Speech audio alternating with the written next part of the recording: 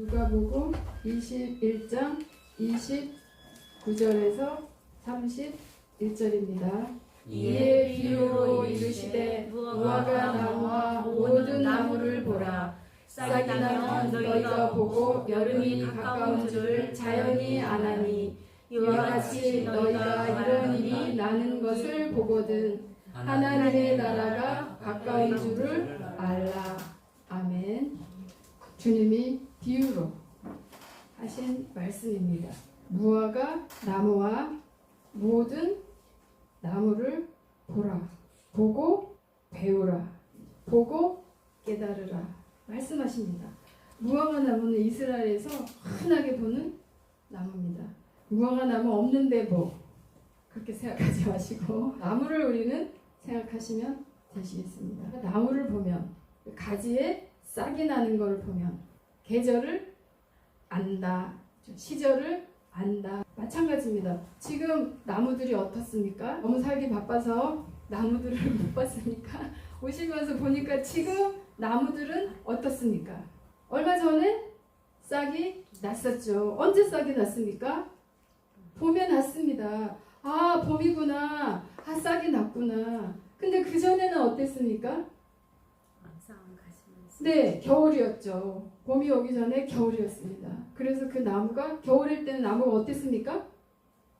아무것도 없었죠. 싹도 없었고 잎사귀도 없었고 열매도 없었고 겨울 내내 온 산천이 적막하게 텅텅 비어 있었습니다. 겨울이구나. 이제 싹이 나기 시작하면 봄이구나. 근데 지금은 그 봄을 지나서 무성하게 실록이 우거지는구나. 네, 바로 여름이구나 하고 우리가 알아갑니다. 계절을 우리가 또 즐깁니다. 봄은 봄대로, 여름은 또 여름대로. 나무들이 단풍이 들면 또 우리는 가을이구나. 네, 그리고 단풍이 찬바람에 하나씩 떨어지게 되면 또 겨울이구나. 네, 나무를 보고 무엇을 알아갑니까? 계절을 알아갑니다. 때를 알아갑니다. 그런 나무 봤습니까? 내가 열매가 필요하다고, 내가 잎사귀가 필요하다고 나무가 막 열매 내는 그런 나무 못 보셨죠? 그렇게 자연은 시절을 알고 때를 알아 제때 해야 할 일들을 세상 돌아가는 거랑 상관없이 코로나라고 해서 꽃이 안 폈습니까? 꽃은 폈습니다. 코로나지만 여름 안 옵니까? 네, 실록의 계절, 5월 계절의 여왕 계절 지금 우리가 지나고 있습니다. 이렇게 인생도 때를 따라서 주님이 아름답게 하셨다는 말씀 우리가 알고 있습니다. 그래서 내 인생의 계절이 지금 언제인 줄 알면 그 사람은 어떻겠습니까? 지금 인생의 계절이 겨울이라고 슬프겠습니까? 답답하겠습니까? 겨울을 잘 지내면 됩니다. 겨울 잠을 잘 자면 됩니다. 그런데 내가 또 열매가 필요해, 꽃이 필요해, 견디지 못하고 뛰쳐나가서 언 땅을 파고 씨를 구하고 그래서 그냥 씨를입니다. 열심히 최선을 다해서 있는 힘을 다해서 모든 자원을 딱 끌어들여서 땅을 녹이고 씨를 사고 그 씨는 값도 비쌉니다. 제철에 안 사면. 그렇게 해서 씨를 뿌린들 겨울 언 땅에 뿌려진 씨는 어떻게 됩니까? 씨도 죽습니다. 그리고는 왜 내가 씨는 아무 열매도 없는 거야? 슬퍼하고 한탄하고 나는 안 되는구나. 나는 아니구나. 아닙니다. 주님이 말씀하십니다. 때에 맞도록 또 우리가 살도록 했습니다. 인생의 시절을 하나님도 이렇게 잘 분별하기 원합니다. 자, 그런데 나무를 봤더니 연하여지고 싹이 난다. 무슨 말입니까? 여름이 가까운 줄을 안다. 무슨 말입니까? 자, 싹이 난다는 것은 알겠습니다. 여름이 가까운 줄을 자연히 너희가 알게 된다. 시기를 분별하게 된다. 이와 같이 이런 일이 일어나거든 무엇이 가까운 줄을 알라. 31절에 하나님 나라가 가까운 줄을 알라. 아, 여름하고 하나님 나라가 가까운 게 무슨 말이야? 하나님 나라가 가까우니라 이렇게 말씀하십니다.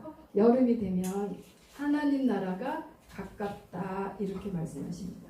또 마태복음에 보면 주님이 오시는 날이 가까운 줄 알아라. 나무를 보고 알아라. 이렇게 말씀하고 계십니다. 자, 우리는 계절의 끝이 봄, 여름, 가을, 겨울 중에 겨울이 우리는 그 해의 마지막입니다. 그래서 겨울이 끝나면 우리는 그 해는 끝나는 겁니다. 그런데 이스라엘은 중동 지역 기후는 여름이 그 해의 끝입니다. 그리고 바로 새해가 시작되는 겁니다. 해가 끝난다는 말을 이렇게 말씀을 하고 계시는 겁니다. 우리는 하나님 나라의 시계는 어떻습니까? 세상이 그런 사인을 내거든 바로 주님 나라가 가까이 문 앞에 있다는 것을 너희가 알아라. 자, 없어졌던 나라가 다시 생겨난다. 없어졌던 나라가 나무가 새싹이 나듯이 다시 싹을 냈습니다. 다시 나타났습니다. 2000년 동안 지도상에 없던 이스라엘이 다시 나타났습니다. 언제로? 1948년도. 이스라엘이란 나라가 지금 세대 우리 가운데 나타났다는 말은 또 무슨 말과 마찬가지입니까? 여름이겠구나. 하나님 나라가 그리고 주님 오심이 가깝구나. 그냥 우연히 이렇게 된 것이 아니라 이스라엘을 향한 말씀이 성취되고 말씀이 성취되고 그래서 온 세상이 보아서 알 수 있도록 행하고 계시는 겁니다. 이사야 66장입니다. 8절, 9절을 다 같이 읽습니다. 시작. 이러한 일을 본 자가 누구이며 이러한 일을 본 자가 누구이며 나라가 어찌 하루 만에 생기겠으며 민족이 어찌 순식간에 나타나느냐. 그러나 시온은 진토하는 즉시에 그 아들을 순산하였도다. 여호와께서 가라사대 내가 하도록 하였으며 해산세 아니하겠느냐. 내 하나님이 가라사대 나는 해산하게 하는 자인즉 어찌 태를 닦겠느냐 하시니라. 아멘. 벌써 2000년 또 그 전에 이미 이스라엘이라는 국가가 며칠 만에 도대체 이러한 일을 들은 자가 있느냐 본 자가 있느냐. 나라가 며칠 만에 하루 만에 어떻게 이런 일이 가능합니까? 이스라엘은 그렇게 다시 세워질 거라고 말씀하고 계시는 겁니다. 하루 만에 이스라엘을 태를 닫지 아니하고 독립을 한 겁니다. 그 전에 1948년 이전에 그 땅은 한 번도 국가가 세워진 적이 없었습니다. 로마가 이슬람이 지나가고 또 십자군이 지나가고 오스만 투르크 지나가고 대영 제국 영국이 지나가고 국제연합 유엔에게 1948년에 서쪽 예루살렘은 이스라엘, 동쪽 예루살렘은 국제 관할 지역으로 분할해서 나라가 세워지기 시작합니다. 독립을 선포하자마자 주변에 있던 아랍 7개국이 이스라엘을 향해서 전쟁을 선포하고 지금도 전쟁 중입니다. 가장 지구상에서 시끄러운 분쟁 지역이 된 것 아닙니까? 아마 세계 3차 전쟁이 일어나면 그곳에서 시작될 거야 할 정도로 국제 정치도 이스라엘 편을 들어줄 것입니다. 팔레스타인 국가 편을 들어줄 것입니다. 끊임없이 싸우는 시끄러운 것이 된 겁니다. 1967 3차 전쟁 때 6.1 전쟁 예루살렘 서쪽 벽 통곡의 벽까지 이스라엘이 돌파했습니다. 이스라엘이 돌파해 가면서 주님이 말씀하시는 이방인의 통치 시대는 끝났습니다. 누가복음 21장 24절입니다.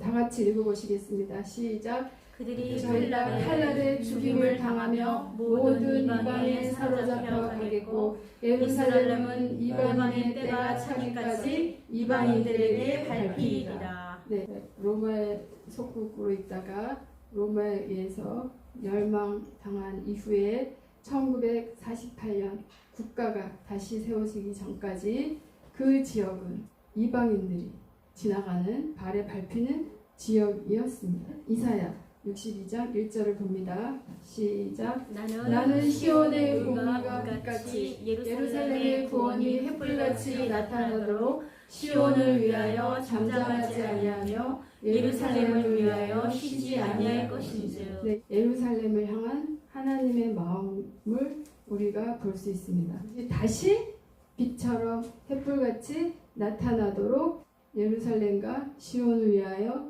주 하나님이 어떻게 하시겠다고 말씀하고 계십니까? 잠잠하지 아니하며 예루살렘을 위하여 쉬지 아니할 것이다. 이렇게 말씀하십니다. 또 에스겔서 찾아봅니다. 39장 25절입니다. 그러므로 나 주 여호와가 말씀하시노라. 내가 이제 내 거룩한 이름을 위하여 열심을 내어 야곱의 사로잡힌 자를 돌아오게 하며 이스라엘 온 족속에게 사랑을 베풀지라. 네, 하나님의 마음은 분명합니다. 전 세계 열방으로 흩어졌지만 다시 어떤 민족도 어떤 국가도 전무후무한 일이 주님이 말씀하시는 대로 일어나고 있는 겁니다. 어떠한 경우에 있다 할지라도 주님은 쉬지 않고 잠잠하지 아니하고 열심을 내어 내 거룩한 이름을 위하여 반드시 이스라엘에 사로잡힌 상태에 돌아오게 하리라. 이사야 49장입니다. 11절 12절입니다. 내가 나의 모든 산을 길로 삼고 나의 대로를 도두리니 어떤 사람은 먼 곳에서 어떤 사람은 북쪽과 서쪽에서 어떤 사람은 시린 땅에서 오리라. 그때부터 지금까지 이스라엘을 중심으로 전 세계에 흩어졌던 유대인들이 본 곳으로 자기들의 나라로 돌아가는 행렬이 지금도 이어지고 있습니다. 한번 지도를 보시면 한 번도 본 적이 없어서 이스라엘이 도대체 어디에 있어? 이스라엘 북쪽으로 보니까 레바논이 있습니다. 동쪽으로 요르단이 있습니다. 그 이스라엘 기준으로 보시면 남쪽은 여기가 바로 예멘입니다. 이집트나 아프리카나 예멘에서 지금 이스라엘 유태인이 돌아오고 있는 그 숫자가 보고되고 있습니다. 또 이스라엘 동쪽으로 가면 어디가 나옵니까? 이란, 그 옆에 어디입니까? 쭉 가다 보면 이rak, 아프가니스탄 또 지나면 중국 나옵니다. 그 다음 북쪽은 보시면 터키입니다. 구소련, 러시아, 우크라이나까지 올라갑니다. 서쪽은 유럽, 그리고 영연방 국가. 그 신안 땅이 바로 중국을 말하고 있는 겁니다. 중국 수촨성에 유태인 마을이 있습니다. 그 유태인들은 어디서 내려온 사람들이냐면 북쪽으로 구소련에서 내려온 사람들입니다. 구소련에서는 공산치하에서 유태인들이 1000만 명 학살된 것이 보고가 되고 있습니다. 그러면 또 피난 내려와서 자리 잡고 살던 곳이 바로 중국의 수촨성입니다. 그런데 거기에서 또 비행기를 타고 돌아오고 있습니다. 이스라엘이 돌아왔다. 이스라엘이 돌아오고 있다. 무슨 말입니까? 이방인의 때가 차면 돌아온다. 때가 찼다. 때가 가까웠다.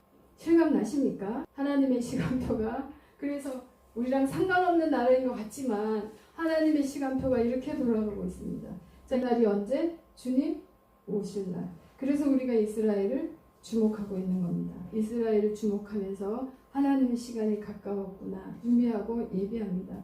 로마서 11장 12절입니다. 왜 이스라엘이 문 앞에서 그렇게 핍박을 당하고 죽임을 당하고 했어야 했을까? 왜 그렇습니까? 저희의 넘어짐이 세상의 부요함이 되며 저희의 실패가 이방인의 부요함이 되거든 하물며 저희의 충만함이라. 무슨 말입니까? 이스라엘이 넘어짐으로 말미암아 깨뜨려짐으로 말미암아 실패함으로 말미암아 나라가 부서지고 집이 부서지고 가정이 부서지고 없어지고 왜 각 나라에서 이렇게 이스라엘을 핍박합니까? 누구를 얻으려고? 세상의 부요함. 이방인 부요함. 무슨 말입니까? 이스라엘을 넘어뜨려서 이스라엘을 깨뜨려서 세상이 부요하게 이방인이 부요하게. 자 13절입니다. 다 같이 시작. 내가 이방인인 너희에게 말하노라. 내가 이방인의 사도인 만큼 내 직분을 영광스럽게 여기노니. 20절입니다. 시작. 옳도다 그 사람 믿지 아니함으로 꺾이우고 너는 믿음으로 섰느니라. 높은 마음을 품지 말고 도리어 두려워하라. 자 21절입니다. 시작. 하나님이 원 가지들도 아끼지 아니하였은즉 너희도 아끼지 아니하시리라. 네, 사도 바울이 이방인들 향하여 이렇게 말해주고 있습니다. 이스라엘이 이렇게 꺾이운 것은, 이렇게 넘어진 것은, 이렇게 전 세계에 뿔뿔이 흩어진 것은 하나님이 누구를 얻기 위함이다? 이방인인 우리를, 세상을 부욕해. 하나님 알기 전까지는 부욕 없습니다. 하나님 알기 전까지는 선이나 정의가 무엇인지 기준이 없습니다. 하나님 알기 전까지는, 하나님 나라를 알기 전까지는 이 세상 나라는 결국 쇠하고 패하고 없어지고 무너지고 할 것이지만 영원한 하나님 나라가 있다는 것을, 하나님 나라를 초대하시는 겁니다. 부르시는 겁니다. 그것을 보고 우리 이방인이 높은 마음 품지 말라. 지금 이스라엘 왜 저래? 왜 자기 땅에 온 자기 왕 예수를 메시아로 못 받아? 그럴 일이 아니라 하나님의 예정하심 속에 우리를 위하여 저들이 저렇게 나를 얻고자 하나님이 이스라엘 민족 공동체를 기준으로 표시로 세우는구나. 그만큼 우리를 사랑하시는구나. 처음 우리가 봤던 본문으로 돌아갑니다. 정리합니다. 누가복음 21장 마지막에 대한 징조를 또 자세하게 말씀하시고 계신데 또 다음 기준으로 보시겠습니다. 하나님 나라가 가까우고 주님 나라 가까우면 25절에 보시면 1월 성신의 징조가 있겠다. 땅에서는 민족들이 바다와 파도에 오는 소리 혼란 중에 곤고하리라. 26절 사람들이 세상에 임할 일을 생각하고 무서워함으로 기절하리니 이는 하늘의 권능들이 흔들리겠음이라. 네. 그리고 마지막으로 주님 27절입니다. 시작. 그때 사람들이 인자가 구름을 타고 능력과 큰 영광으로 오는 것을 보리라. 세상 사람들은 너무 무서워서 기절할 정도로 하나님의 시간표를 보고 있는 우리는 그 모든 징조가 무엇을 가리키고 있는 겁니까? 주님 나라가 가까웠구나. 주님이 곧 오시겠구나. 그래서 마지막 보십니다. 28절 시작. 이런 일이 되기를 시작하거든 일어나 머리를 들라. 너희 구속이 가까웠느니라 하시더라. 네. 자, 그러면 이제 그날까지 우리는 어떻게 살겠습니까? 어떻게 살아야 합니까? 그래서 주님이 34절 권면해 주고 계십니다. 34절입니다. 시작. 너희는 스스로 조심하라. 그렇지 않으면 방탕함과 술 취함과 생활의 염려로 마음이 둔하여지고 뜻밖의 그날이 덕과 같이 너희에게 임하리라. 또 36절에 시작. 이러므로 너희는 장차 올 이 모든 일을 능히 피하고 인자 앞에 서도록 항상 기도하며 깨어있으라 하시니라. 항상 기도하라. 항상 깨어있으라. 주의해라. 조심해라. 무슨 말입니까? 어떤 것이 깨어있는 겁니까? 바로 34절입니다. 내 삶에서 무엇을 방탕함 중에 있다면 아직 잠자고 있는 겁니다. 술 취함 중에 있다면 잠자고 있는 겁니다. 생활의 염려하는 동안 우리 마음이 어떻게 된다고요? 둔해진다고. 그래서 항상 깨어있으라고 온 세상의 시절을 보고, 그리고 나무가 싹이 나는 거 보고, 2000년 동안 없었던 나라가 생기는 걸 보고, 그 나라가 지금 되어가는 걸 보고 그대로 되어가고 있다면 주님 나라가 가깝다, 주님 오실 날이 가깝다 라는 말도 100% 믿는 마음으로 오늘 삶을 다시 점검하는 우리들 되시기를 축복합니다. 기도합니다.